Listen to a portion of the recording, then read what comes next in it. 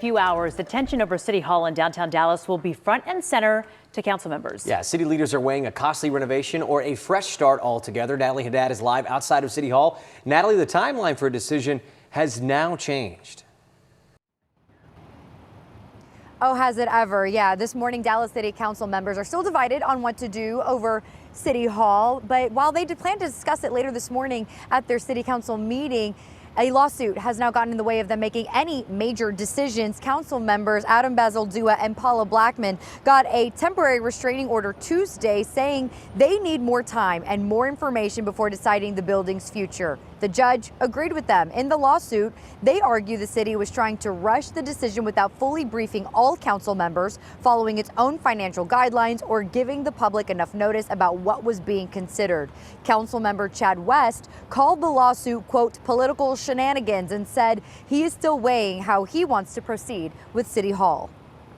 I am willing to be one of the votes that stays in City Hall if we can find a way to pay for it.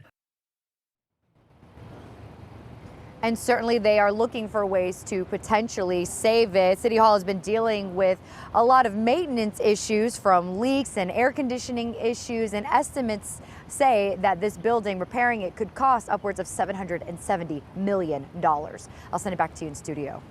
Thank you, Natalie, for the insight. New from overnight, Fort Worth police are investigating a shooting at a gas station. It happened at a Shell on South Freeway near Rendon Crowley Road around 12:30 this morning. Police on scene tell us one person was shot in the mouth. They were taken to the hospital and should be okay. Police say more shots were fired near the gas station and the hospital while they were responding. One person has been taken into custody. Today, Carmelo Anthony begins a 35-year prison sentence. A jury found him guilty of murdering Austin Metcalf at a high school track meet last year. Supporters of both families gathered outside the Collin County Courthouse as the verdict was read. Some praised the decision, others called it heartbreaking. The sheriff's office says two people were arrested outside of the courthouse, one for public intoxication, the other on a gun charge. Inside the courtroom, victim impact statements marked the conclusion of the trial. There were no cameras allowed, but through our eyes and ears in the court, Teresa Witter walks us through some of what the people heard inside. According to Jobin, in the first few seconds, he told Carmelo Anthony, "Please give me the respect and look at me." Jobin says that Hunter Metcalf said that kindly. And then Hunter Metcalf said, "You took everything from me." Carmelo Anthony did not look at him, kept his head down. Hunter just finished, and now court has adjourned. You can check out Long Story Shorts and all of our coverage throughout the trial right now on demand on WFAA+. And remember, it is a free download right now. Right now, a new transportation service is running on the streets of Irving. It's filling some holes left open by service cuts to DART. And transportation reporter Janelle Ford is live in Irving right now along the new route with how it works. Janelle. Yeah, Matt and Kara, we are actually at one of the new stops this morning where riders can now catch what's being called the Irving Connector. This is a new van service. It started here about an hour and a half ago this morning, and it is meant to replace two DART bus routes that were discontinued here in Irving earlier this year. So the city of Irving, they have been working really hard on this launch for weeks now.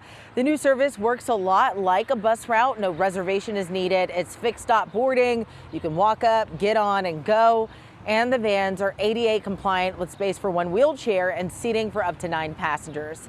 They'll operate every day from 5 in the morning until midnight. And the idea is to keep people connected to a lot of the same stops and destinations along Route 225 and 255 that they were using before. And they're using the same route numbers too.